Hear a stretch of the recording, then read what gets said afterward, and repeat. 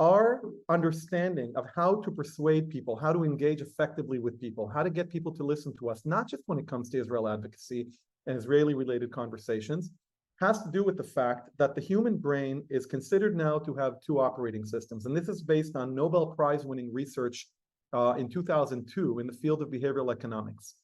By the way, by an Israeli, Professor Daniel Kahneman, for his shared work with Professor Amos Tversky. Basically what they said our brains actually have two ways of responding to the world, system one and system two. System one is the system that led all of you to form an opinion about me by this point in our session. Meaning, before I even started speaking, you saw my face on the screen, you heard Sam speak. When I did start speaking, you heard my voice, accent maybe, and then you had an opinion about me. That's system one. System two is, well, let's wait and see, let's solve complicated problems, let's do mathematical equations, let's compare the price. And what they found was that system one dominates our brain. At the end of our session today, unless you decide to go back and watch the recording, or unless you take rigorous notes, then you will have two types of memory from our event today. The cognitive memory is what you will remember about the facts that I said, the arguments, the logic, how to approach. The experiential memory will be, did I like the session or not? Did he make sense? Do I feel that he was good at what he does? Did it feel to me like it could work? Why is that important? Because when we engage with people on sensitive topics like Israel, the war, different footage that they're seeing online, they are responding to what they're learning about us emotionally, and they will interpret what we tell them emotionally. And the problem is that many, many people who try to engage with other people about Israel don't try to engage them emotionally. They try to engage them logically. And logic, in this case, will rarely work, especially when we're talking about the online theater. Now, offline engagement requires a set of principles, which we're not going to cover all today. Well, I'm only going to show you a few that are actually very, very effective for that silent majority, for those people who are undecided, but not necessarily anti. Not the ones protesting free Palestine from the river to the sea, not the ones putting negative posts on Israel, but the ones who are deeply concerned. So let's get started. And anybody who wants to get a report of the whole 7 principles, let us know. We'll send you a file. The importance of ensuring a positive experience. Your number one objective when you're engaging with people, remember that graph I showed you of the experiential memory versus the cognitive memory? This is the equation that you're looking for. I came up with this equation back in 2014. I published a book about it in 2016. It's called You're Not Moving Slow Enough. And it's about us never forgetting that the real impact that we can have on somebody in a conversation is emotional. And people have to like you before they can like what you say. And what most of us do in a conversation, especially when we're very passionate about the topic, is we jump right into the content. We jump right into the logic, into the arguments. That's a mistake. People need to feel comfortable with the person delivering the message before they can feel comfortable with the message itself, which means that your first milestone in a conversation is creating some kind of positive interaction with the other person. One of the sentences I wait for when I spoke with people on campuses and so on and so forth was, you know, you're not like all the other Israelis. When I hear that sentence, I know that I'm on the right track. It doesn't matter to me that that sentence might be offensive. It doesn't matter to me that that sentence might be ignorant. After all, I don't think they meant all other Israelis. But the fact is that I know that the only way they're going to listen and pay attention and consider what I have to say is if they appreciate me as the source of that knowledge and that information. And so we must make sure that we control the atmosphere of the conversation before we try to negotiate the content of the conversation. Again, it's very difficult because it requires discipline, patience, and delayed gratification. These are the 7 principles. We're going to try to get through 3 of them in the next 10 minutes, and then we're going to open it up for questions. Number 1, the moral high ground. Always lead with empathy. You can be right and you can be empathetic, just not in that order. You need to be empathetic first. When somebody comes to you and says, yes, did you hear what Israel did in that hospital? Did you hear about all the babies that died?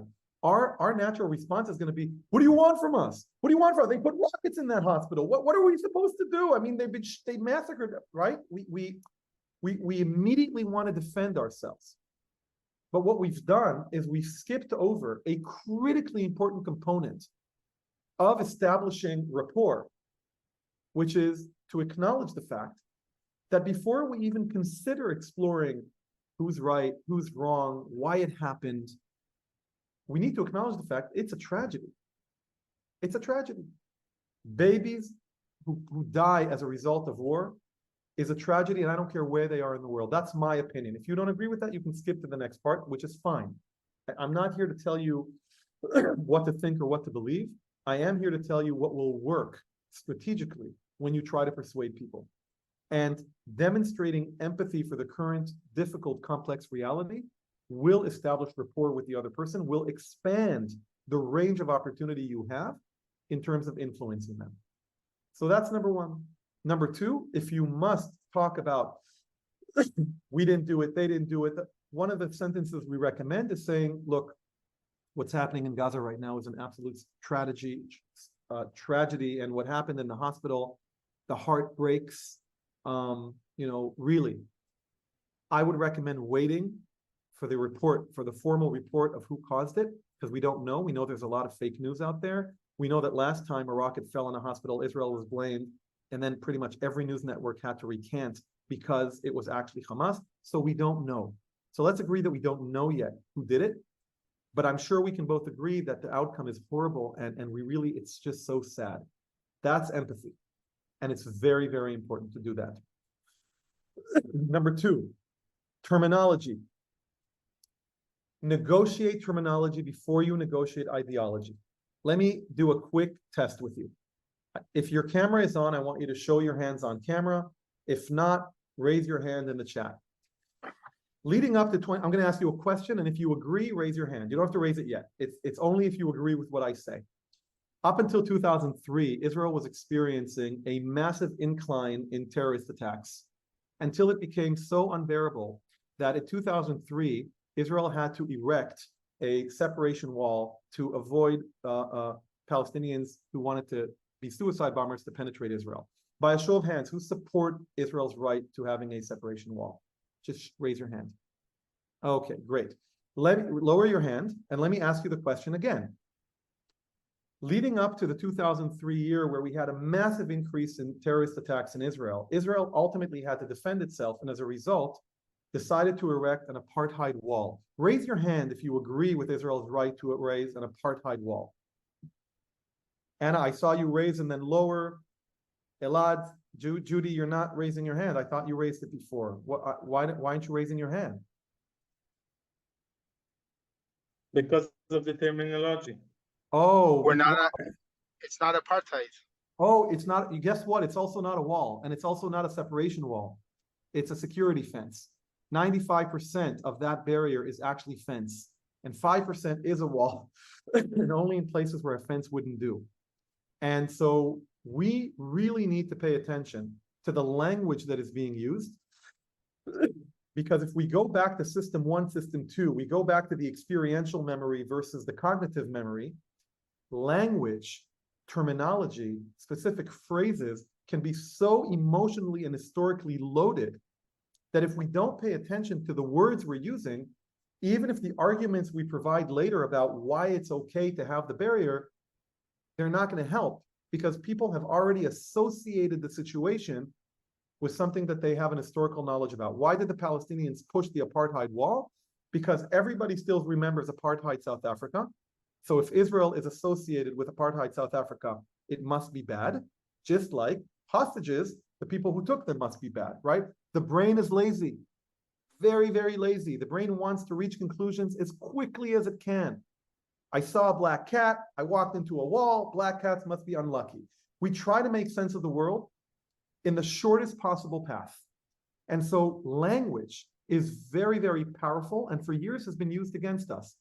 Genocide, freedom fighters, apartheid wall, innocent civilians, roadblocks, occupied territories, collective punishment. What I want to show you is the alternative terminology that you can negotiate into the conversation. Now, you don't have to stop the person and say, hey, why'd you say apartheid wall? You don't have to do that. If they use the term collective punishment, you can say, I understand your concern about what's happening in Gaza, and it really is very, very sad. Unfortunately, Israel must take defensive measures in order to protect itself, and it must do everything it can to free the hostages. Meaning, what I do is I'm covertly negotiating the terminology. If I'm speaking to somebody in front of an audience, I might call them out on the use of the word genocide. I might ask them questions that speak to the fact of, how many Palestinians were there 60 years ago living in that territory? How many today? The growth is exponential. How does that sit with genocide? What are I could do that if I wanted, if I really wanted to affect the entire audience. But really what I want you to understand is that when you're speaking with somebody, the first thing you need to care about is, what do they think about you? The second thing you need to care about is, what language are they using? And only after you gather this knowledge, you can build a strategy in terms of how to relate to them, and you can prioritize. I'm going to use empathy, and I'm going to pay attention to the terminology, and anytime they use apartheid wall, I will use a different term called the security fence. And when they call it occupied territories, I might call it disputed territories. And I'm going to try to create a ratio of 1 to 3, 1 to 4, right? So for every one time that Judy or Sam use innocent civilians, I will use human shields. Now, I'm not suggesting they're not innocent civilians. I don't know. Some of them support Hamas, some of them don't. A baby is probably universally innocent. But I do know that they're not just innocent civilians, they're also human shields. And remember the secondary narrative I spoke about before, Hamas is the root cause, bringing the conversation back to the idea of what does it mean to manage a war where the other side is using its own population to shield itself, is a conversation worth having. And that narrative is spreading around the world right now like never before. I've never seen this issue of human shields being discussed by so many news networks and leaders as I am today. That goes back to the data that I showed you from Joanna earlier today. Finally, one more and then we'll stop. One of the interesting dynamics when talking about Israel that emerges, 80, 90% of the time, is a dynamic where they're accusing and we're defending. They're asking questions and we're trying to justify and explain the answer. The word hasbara literally means to explain, which is why I'm not a huge fan of that. So if Peter says to me, yeah, but how do you justify this? And don't you think Israel should do that? I could try to defend, I could try to argue, or I could turn to Peter and say, you know what, Peter? I think we can both agree that the situation right now is absolutely tragic. I think we can agree on that. And I would be the first one to try and do everything in our power to minimize the amount of people that are being hurt. And in fact, the Israeli army is known historically for using unprecedented measures of distinguishing between innocent civilians and combatants in a highly densely populated area where the enemy uses human shields. And still, I think it's a tragedy. But Peter, what would you do, right? Ask the other person, change the dynamic, and ask the other person to answer the question. Because when you consider the amount of people and the amount of hours spent trying to figure out a solution to this conflict over the past 50, 60, 70 years, to think that the solution lies with a single statement that could be posted on a poster in a protest, and that all of these people just happen to have missed that one poster, end the occupation, stop the roadblocks, a one-line solution to a 100-year-old conflict. Do we really think it's that simple? And most of the people who are protesting against Israel, their entire protest is limited to a one-liner on a post on LinkedIn or on Facebook. By asking them, what would you do? And by driving the conversation into more detail that they have to provide to us, we are helping them realize the inherent complexity of the situation, and we are turning their certainty into a degree of uncertainty. And that's usually what you want to do in general persuasion. It's definitely what you want to do when talking about Israel. You don't want to convince them in one swoop. That's usually not going to work. What you want to do is get them to feel something, and you want them to think deeper about their opinions or about what they're being exposed to, through questions that you ask them using the role reversal principle. And you do it in a pleasant way where you're not examining them. You're just thinking with them and you're facilitating a deeper level of analysis.